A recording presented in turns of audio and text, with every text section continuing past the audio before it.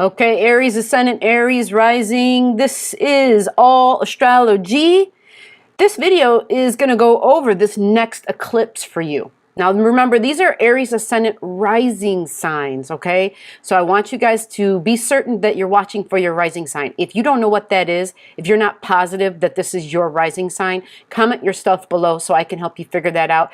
It is not your birthday. If you're going to listen to this for your birthday, that's fine.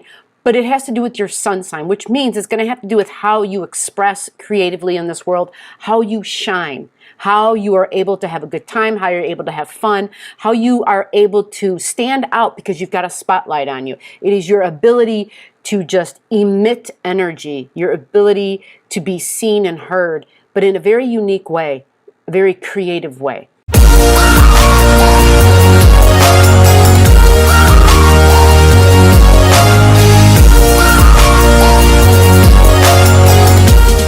I have next to me a video running, and I wanted to make sure, right here, I wanted to make sure I give a special shout out. A good YouTuber friend, been extremely supportive of all astrology, and we're trying to create unity in this community to show that we can do this, to show that even though we're all very different, like I'm astrology, she knows nothing about astrology, and that's okay. Matter of fact, she calls me the astronomy lady. K, my name is G, and I think I've said it many times in my videos, and if I haven't, I apologize. But you call me G, everybody calls me G. Channel is Chatting with K. We're gonna put it here or here or here. I'm not sure where I'm gonna put it, but somewhere here we'll put Chatting with K. And it will be, this would be this 11th house stuff. It's humanitarian things. It's looking out for those in the 11th house. And the 11th house is group energy.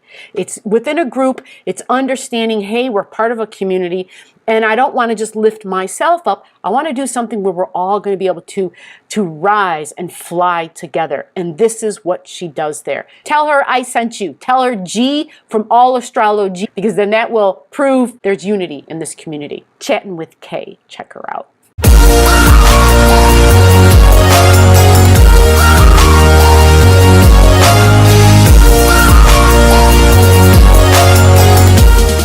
So for Aries Ascendant, Aries Risings, if you're not sure that you're supposed to be here, or if you're here because maybe you're an Aries moon, wonderful, great, thank you, welcome. All are welcome. We have an eclipse that's going to be occurring. Now, I'm going to point this out for you, all right, right off the bat. The eclipse, there's going to be 5 things we're going to talk about, okay? Now, the eclipse for you, you got to know where your degrees are in your rising sign. Now, I'm saying this because the eclipse energy happens in Capricorn. And Capricorn is a cardinal sign. And as a cardinal sign, it's going to square Aries energy. The Capricorn eclipse is at 15 degrees, roughly. And so if you have like a rising sign that's at 15 degrees, or your sun sign that's at 15 degrees, like if you're listening because you're an Aries sun, or even your moon, if you have anything that's in cardinal energy at 15 degrees. And when I say anything, I'll be more specific. Aries or Libran energy at 15 degrees. Those will set up a 90-degree angle, okay? And that 90-degree angle brings stress and tension. Now, an eclipse promises change, okay? That's the second thing. It's going to promise change. It's not just going to be stress and tension, but there will be change, all right? Because it's a cardinal eclipse, it's initiating a change. But here's the deal. Here's the good thing about this. It's closing out something. This eclipse, like I said, I have another video out about the eclipse. Watch it. I'll attach it below. Make sure you get a chance to take a look at it. It'll go into depth about the meaning of the eclipse in general. But for you, if it's about myself, because it's Aries energy, and if the eclipse is squaring you, then it means it's squaring something about yourself. And if it's Aries rising, this means we're talking about something that squares. It could be your body, it could be where you live. It has a lot to do with your physical being. It has a lot to do with your appearance, how you appear to the world. And the body, most definitely, because Aries represents the body, and Mars being the ruler of Aries, could be something that involves the head. And which brings me up to this, right? Like, my hair is a little bit different right now. I got to get rid of the scarf finally because I finally got out of thing in the lockdown and went and got my hair cut. And this is what happens when you get your hair cut during a Mercury retrograde. Explained to my stylist, I've grown in a lot of ways because I'm not mobile like I normally am. I can't do the things I normally used to be able to do. That changes a whole lot of things in your body, right? And so now, yeah, I'm not growing taller, I'm going wider. I don't think I can do the short do anymore. Like, I just don't think it fits for my face anymore. Like, I'm outgrowing my hair. And so she was like, oh yeah, I understand. I said, so please just take like maybe half an inch off. And she's like, well, a half an inch only looks like this. That's not a lot. And I said, okay, fine. Then how about an inch? Because like when she combed my bangs down, they were like to my nose. And I was like, oh, wow, I hadn't even realized they were that long. You know, I was actually trying not to pay attention. And I said, okay, well then, if you take an inch off, then that brings it like to here. That should be fine, right? So here we go. Mercury retrograde, like you see my bangs are up here, right? Like there's a big difference. And then there were a whole lots of other things. I waited until Venus went direct. I knew that much. But the thing was, she called me on the day Venus went direct. She called my phone and she was like, she was telling me, you know, she was telling me how hard life has been with the lockdown and how she's had to look for other work. And I understand the stress and the tension and the lack. And so I felt really bad. And in the past I'd said, can I send you a donation? Can I help out in some way? Not that I have a lot to give, but I want to always help in any way that I can help. I thought, okay, you know what?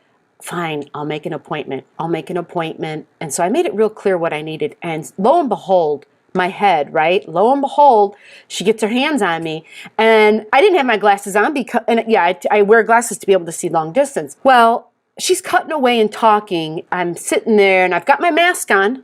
You know, you can't be in the salon without the mask, which I'm grateful for. I wouldn't have gone if they weren't holding to the social distancing rules, because I understand what's going on right now in the astrology, and anyhow. So I had my mask on, and so that was one of my big concerns. All of a sudden, she puts the scissors down and she goes and she grabs the clippers. And I'm thinking, whoa, what's going on? She's got the clippers. I'm like, oh shit. So I go ahead and I'm like looking in the mirror as best I could, and I realized, put my hand there and I'm like, oh. Okay, holy shit, you know. Now, it's summertime, so I'm like, this is probably a good thing, because where we're living right now, we've been going through a lot of different changes here too. Like, we have no central air right now, and we're probably not going to have it for a while, so this is going to be one hot summer. I thought, well, okay, you know, hey, this is probably for the best. I was real clear at the beginning of the appointment, like, I need it to be a little bit longer. Like, just give me a trim. Mercury retrograde. Oh God. Mercury retrograde. Never get your hair cut during a Mercury retrograde. And this has to do with my head. This is the appearance in my head. No, I'm not an Aries ascendant, Aries rising. But that really doesn't matter, because for all of us, the eclipse is squaring Aryan energy in our chart. And Aries energy is the head. It is also the body. So for you, if you're an Aries ascendant, Aries rising, the smallest thing that could happen is you get your hair cut and you don't like it. Whoop-de-doo, shit grows back, right? You can die, you can do whatever, right? You know, it's major stuff that we want to be concerned with. Well, Mars is in your sign. Mars arrives like at the very last day of June. Mars arrives in your sign. And Mars coming to your first house will invigorate you, will add energy to your body, Aries. This is good news. This will give you life. This will give you endurance. This will give you vitality. I said endurance. Here's the thing. Depending upon other things in your chart, it may not seem like it's very lasting energy. However, what you want to pay attention to are other things in your chart. Okay, because if you've got other things that line up nicely with this fire, this could be a time of really beginning some new stuff, but we do have things squaring it. And when I say things squaring it, that means that we're going to be told no. That means that we're going to be told, you know, you got to do this and this and this first, because that's what squares are. They are, instead of something taking, you know, one step to do it, it takes like 6 or 7 or 8 or 9 or 10 steps to do it. It takes longer. It slows things down. And so understanding that and in trying to incorporate more patience will get you very far. Mars doesn't have patience. So when you have Mars in your first house, there's going to be things about yourself, things about you wanting to initiate things, wanting to start things, where you're going to feel really rejuvenated. It's going to feel as though you've come to life again, like you've had another birthday, a rebirth of vitality, of strength, a rebirth of ambition, of goals, of drive, of passion. These are typical. Also, Mars is about fight. So you will get some fight back you didn't have before. And this can be good, but understanding that Mars can go from 0 to 10 in 0 time, like, in no time at all, and can be spontaneous, can be almost erratic, can be just done in, the energy comes sometimes just in bursts. You want to be aware of that, knowing that it's not really something that is super sustaining, okay? It's not all about the marathon with Mars. Mars is really more of a sprinter. Looking at your first house, okay, and understanding the stress and tension, that means that these come from, here's the next part, like number 4. I know I threw in a whole bunch of other ones, but number 4 is, this would be in areas of your work, your ambitions, your goals. Somebody in authority may give you tension and stress, may say to you, hey, are you sure about that? Well, I need you to do this and this and this in order for us to move ahead on this project. Because it's going to be Capricorn, so it's this authority figure in some way. But understanding that that happening will likely create a release, because the eclipse is all about a release of some sort. So go check out that other video to find out more details about that. But this is really more about fine-tuning it for your ascendant sign, fine-tuning it for you, Aries rising, and understanding, who could this be in your life? This could be somebody who is an authority figure, somebody who is in charge of you in some way, somebody who is somehow, somehow this person or she is a higher up. And I said he because it is masculine energy. It's this Capricorn energy, it's masculine, it's typically somebody in charge, someone who says, these are the rules, and you have to follow the rules, all right? Now, it's also going to incorporate a belief of yours, some belief, some old belief that you are trying to release, something you were aware of that you were trying to release, and this friction helps. The full moon will kind of help that. It's like something where you had these inklings of, oh God, I don't know if I should keep doing this, or, oh gosh, do I really want to? Yeah, I see the cat in the background. Did you see that? Yeah. But the full moon there adds an extra light.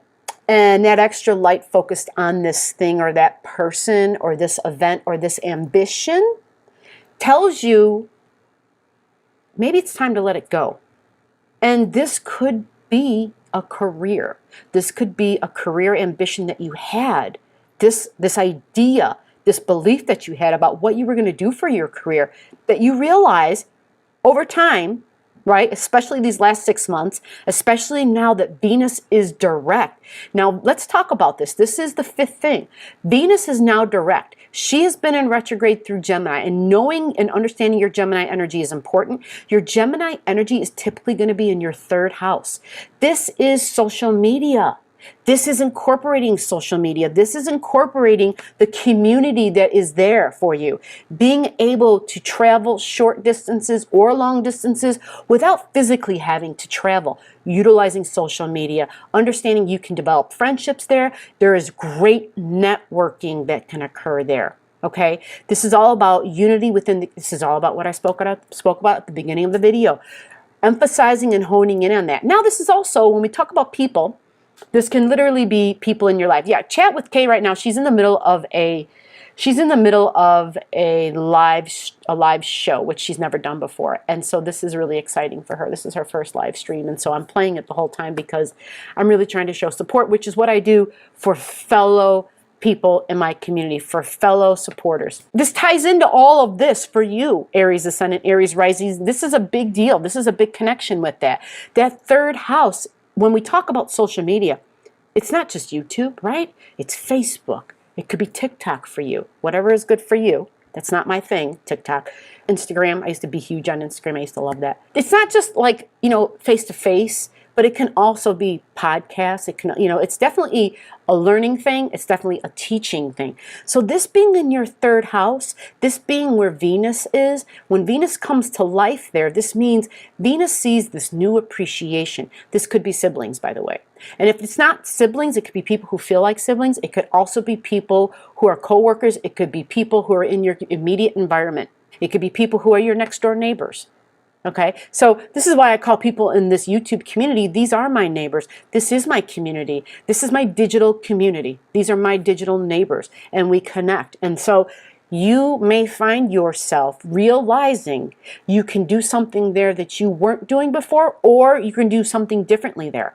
It's Gemini energy. Understand this. Gemini it's this mercurial keeping track of data, statistics, money management, all about being crafty and creative. It's all about being in the home and working in the home, but not specifically to the home, because it's more or less integrating those that you know in ways where you can almost barter and maybe stay within your physical community, like whatever gift you have, you may find ways to, if that means you're going to local markets, if that means you're showing what it is that you can now do through a picture, through posting it on Facebook, whether that's giving message, there's just, it's limitless. It's limitless. And Venus there, Venus coming to life means, Venus represents money, represents your income.